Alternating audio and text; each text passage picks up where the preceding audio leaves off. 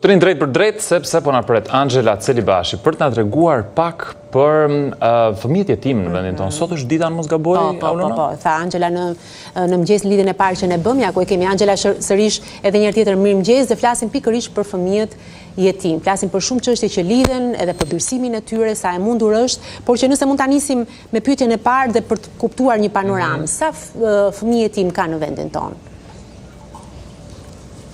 Atëherë, fëmijët jetim ashtu siç e përmendëm edhe në fillim të emisionit, janë rreth 31.000 në gjithë Shqipërinë, pra me statusin jetim, të cilët ose i kanë humbur të dy prindrit e tyre,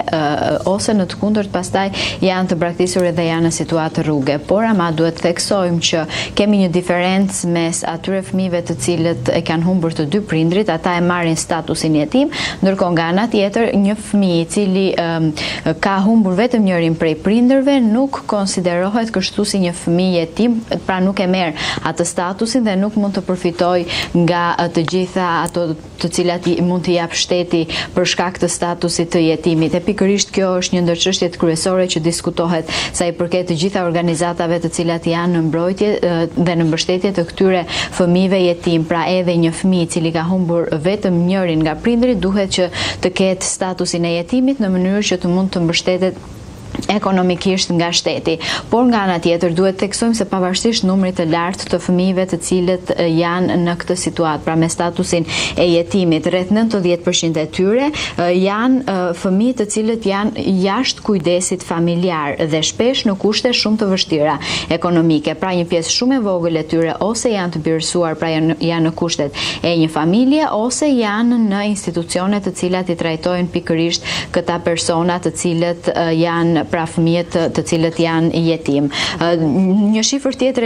të cilën dua ta theksoj është fakti se vetëm 598 fëmijë me statusin jetim përfitojnë ndihmë ekonomike nga shteti dhe 379 janë vendosur në kujdestari. Pra kjo tregon një hendek të madh kështu mes numrit të fëmijëve të cilët janë të braktisur, pra janë jetim, dhe atyre të cilët janë të birësuar apo kanë edhe një mbështetje nga shteti. Dhe kjo, siç e përmenda edhe pak më parë, është një ndër problematikat kryesore e cila artikulohet thuajse vit pas viti apo sa herë që u jepet mundësia këtyre personave të cilët janë në mbështetje apo shoqatave të cilët janë në mbështetje dhe në mbrojtje të drejtave të fëmijëve jetim. Po ja, këtu ndalemi pak tek birësimet, Angela. Ne a dim se sa mund të jetë për shembull numri i birësimeve në një vit në vendin tonë? Disa shifra në fakt janë të paktën jo të viteve të fundit, fatkeqësisht duhet thënë, por që tregon trendi që kemi një numër të ulët të numrit të fëmijëve të cilët janë birësuar vit pas viti. Po t'i referohemi vitit 2017, janë 43 fëmijë të birësuar, në vitin 2020 janë 26 fëmijë të birësuar, në 21 ishin 19 fëmijë të birësuar dhe në 2022 janë po 19 fëmijë të birësuar. Pra është një numër shumë i ulët krahasuar me atë se çfarë ka nevojë vërtet ky komunitet, a themi, në mënyrë që t'u jepet një familje dhe këtyre fëmijëve të braktisur. Ndërkohë i ulët është edhe numri i atyre personave apo çifteve të cilët duan të birësojnë një fëmijë, pra atyre që konsiderohen në situatën e pritjes, pra të konfirmimit të aplikimit të tyre për të birësuar një fëmijë. Vetëm për vitin 2022 janë 35 kërkesa të cilat janë në pritje për t'u aprovuar ose jo për të birësuar një fëmijë. Edhe këtu pastaj edhe çështja e aprovimit për të birësuar një fëmijë është një sfidë tjetër, pasi ka një kohë të gjatë deri në momentin që do të merret edhe aprovimi final. Është diku tek mesatarja, mund të themi, është diku tek nga 6 muaj me pakta deri në 2 vite, sepse kjo përbën edhe një procedurë shumë të gjatë. Pra mund të themi që vetëm përgatitja e dokumentacionit të nevojshëm do të përbënte ose do të merrte 1 deri në 2 muaj. Pastaj do të kalojmë edhe tek vlerësimet e autoriteteve përkatëse për çiftin apo për personin i cili do të birësoj, e cila zgjat 3 deri në 6 muaj. Kemi pastaj edhe kohën tjetër apo të themi veprimet e tjera ligjore të cilat duhet të ndiqen nga ana e personave të cilët kërkojnë të birësojnë, që është regjistrimi në listën e pritjes, një kohë e cila është jashtëzakonisht e gjatë dhe ndoshta e tepërt në shumë raste. Kemi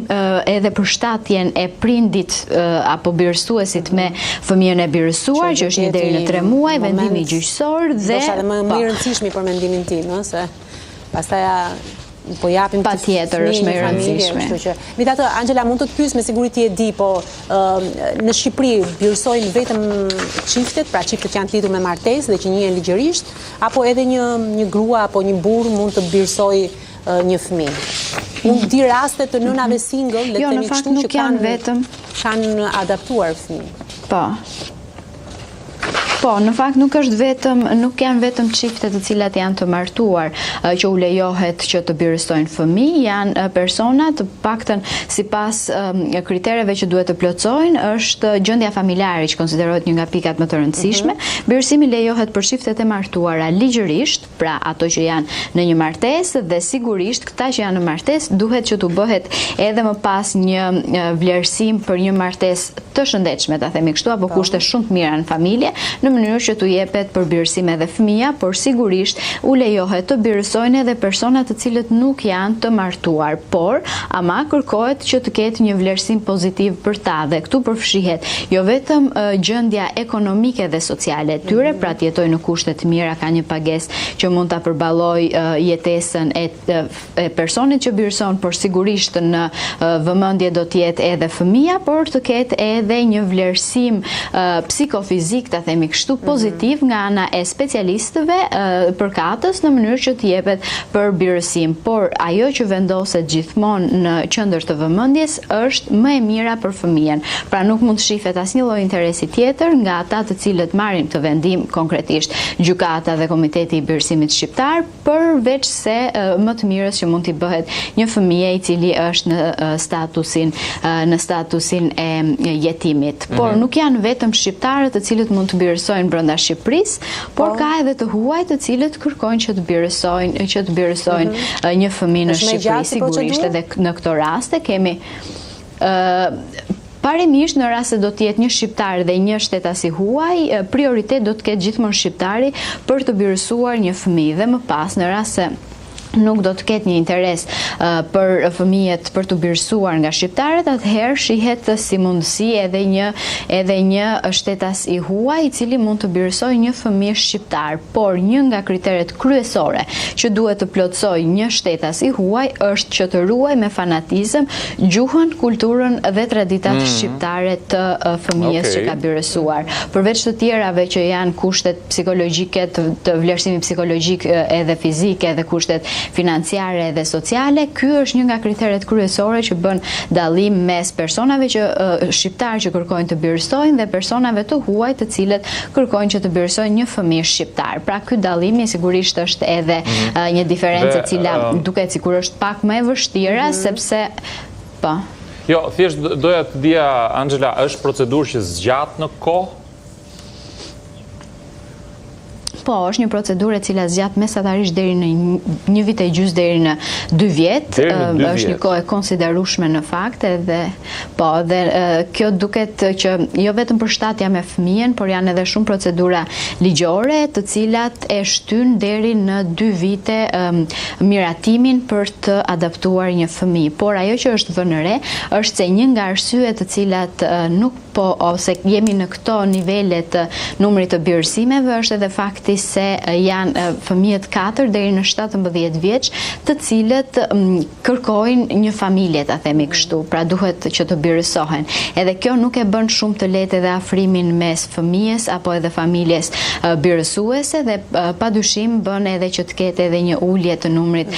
të birësimeve. Por një nga arsyet e tjera të mos birësimit, ta themi kështu, apo të tërheqjes nga kjo procedura apo nga ky interesim është se çiftet shqiptare përgjithsisht e kanë shumë të vështirë sot ekonomikisht të krijojnë një familje apo të mendojnë për të lindur një fëmijë apo të birësojnë një fëmijë dhe kjo është pikërisht çështja ekonomike e para e cila i tërheq këta persona që ta mendojnë dy herë ose mos ta mendojnë fare për të birësuar një fëmijë dhe dalin pasaj në këto shifra që ishim 18, 17 apo edhe 20 birësime në vit. Ndërkohë nga ana tjetër kemi edhe një arsye shumë të rëndësishme që duhet ta përmendim se personat të cilët apo fëmijët të cilët birësohen në momentin që mbushin 18 vjeç, një pjesë e tyre zgjedhin që të emigrojnë dhe një pjesë e konsiderueshme zgjedhin që të mos rikthehen më tek familja e cila i ka adoptuar, pra largohen përgjithmonë nga familjet birësuese, edhe kjo është një lloj drame ta thuash për familjen apo për personin i cili mund të birësojë dhe kjo i bën patjetër që të tërhiqen. Është një temë për të cilën Angela mund ta bëjmë edhe një temë për të qëndruar gjatë. Është shumë elemente interesante, vërtet. Kështu që nëse na ngeli diçka pa thënë, mbaj ato shënimet mos i hiq sepse do të flasim gjëre gjatë edhe në program, se kemi pa kohën e kufizuar na pret Armendi, apo ke diçka për të thënë? Shkurt të lutem. Për ta mbyllur. Jo, për ta ruajtur për të tema që do diskutojmë arsyet përse braktisen fëmijët, por le ta ruajmë më mirë, sepse rastin e radhës. Po e kuptojmë nga çfarë po na thua ti që është ja vlen meriton që të qëndrojmë pak më gjatë.